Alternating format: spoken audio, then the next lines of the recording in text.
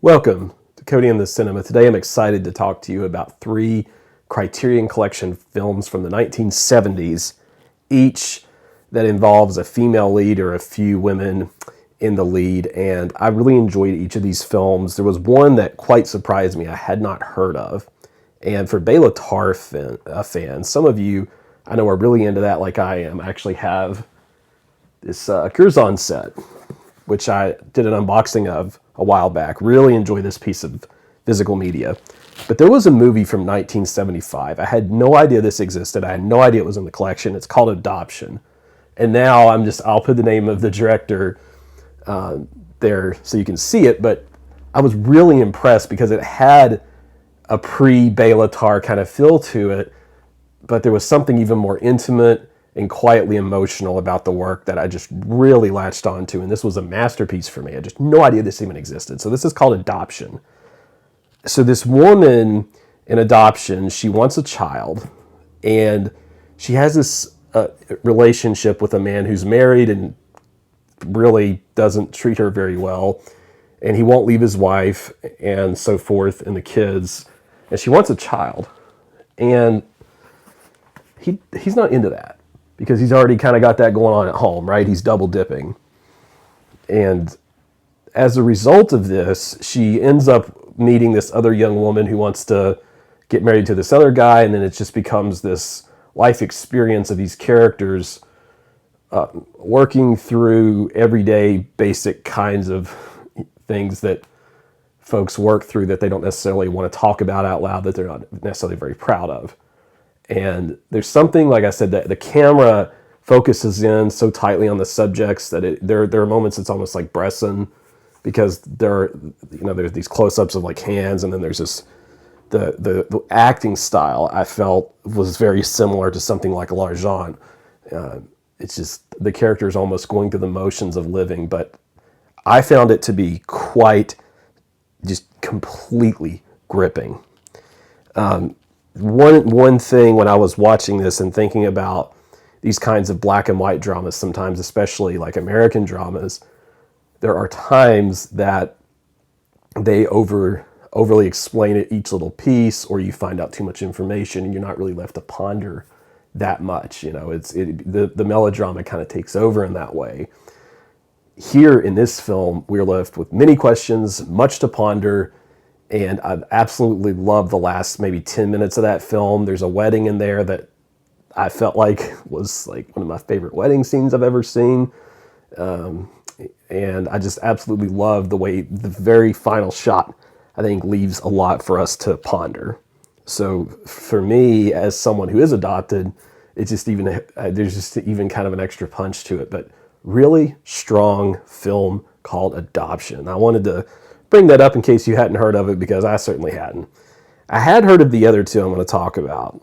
And the next film I'm going to recommend with a very specific set of criteria. Okay, so this is called Celine and Julie Go Boating from 1974, Jacques Rivette. It's a real famous, French New Wave-ish film. And the very opening sequences, one of the characters ends up chasing the other because someone drops something, and they kind of had this playful cat and mouse going on, and they develop this very quick, strong, emotional tie and friendship. It is one of the great pairings in cinema history in terms of how these two kind of come together and their interactions, and they are just a lot of fun to watch. Now, the reason I said I recommend this film with reservation, this is 3 hours and 17 minutes of this kind of thing.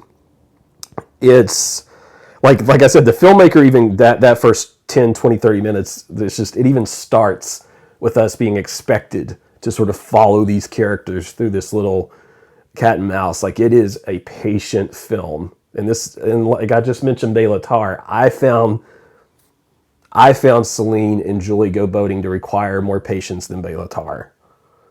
For better or worse. Now, I know that some people, for some people that love art films and they love French New Wave or whatever, like this is like the ideal, like perfect film for them. And then some people just think it's a self-indulgent mess that's way too long. I don't think it's a self-indulgent mess that's way too long, but I wasn't as captivated with this as I am with some slower cinema. That having been said, I want to watch it again already. So there's definitely something going on there. There's a this is another thing. There's a male character in there, Olivier, however you want to pronounce that, but he's so unlikable and boring and dull, and that's like kind of part of the point. But it does affect the viewing experience, and his character is almost like a zombie, quite literally, maybe in one scene. And it's like this is a film that is an expression of freedom from that kind of a man, right? Like you saw with something like Daisies, which I think Daisies, you're going to see that comparison a lot.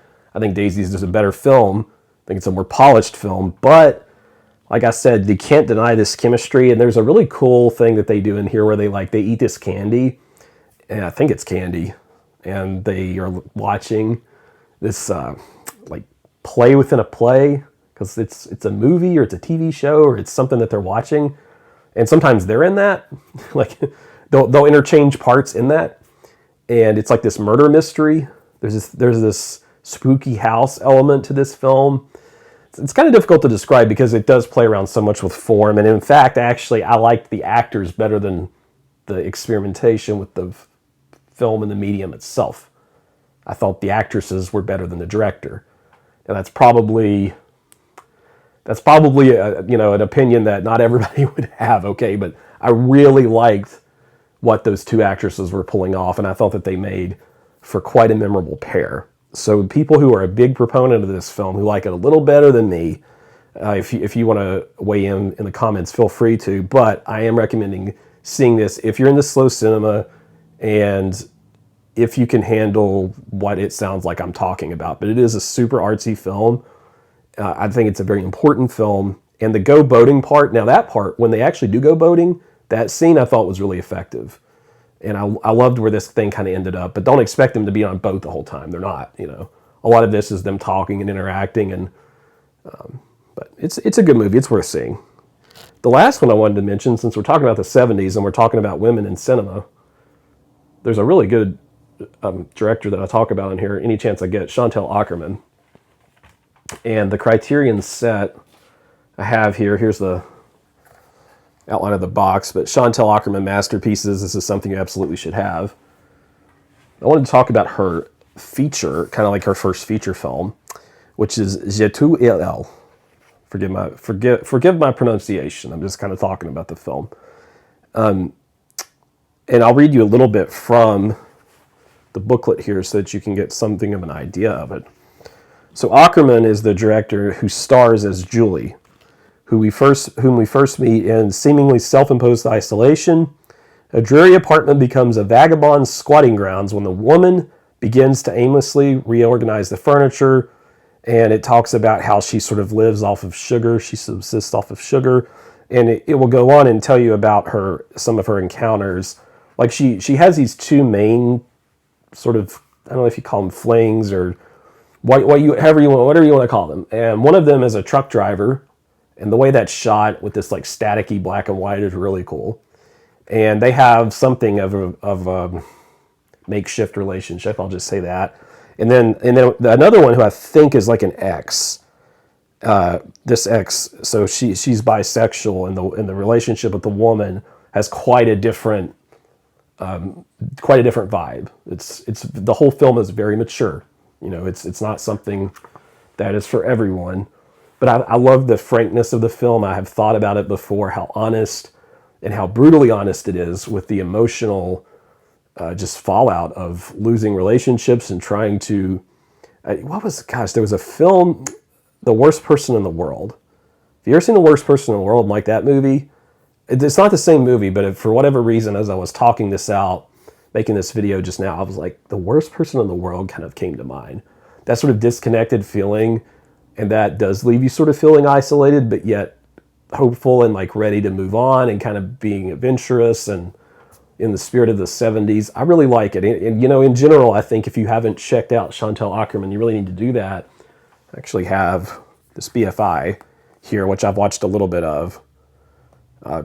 If you have a Region 2 player, you should definitely look into this. So I need to go back through this again, and thinking about this film, I might just go do that after I finish this film. But those were the three films I wanted to talk about here from the 70s. Those were my recommendations. Like I said, primarily with women in those roles. So if you like the video today and you want to give me a thumbs up, I'd appreciate it. Or leave your 70s. Leave maybe you could leave 3 film suggestions from the Criterion Collection from the 70s there for me. And subscribe if you haven't to Cody in the Cinema.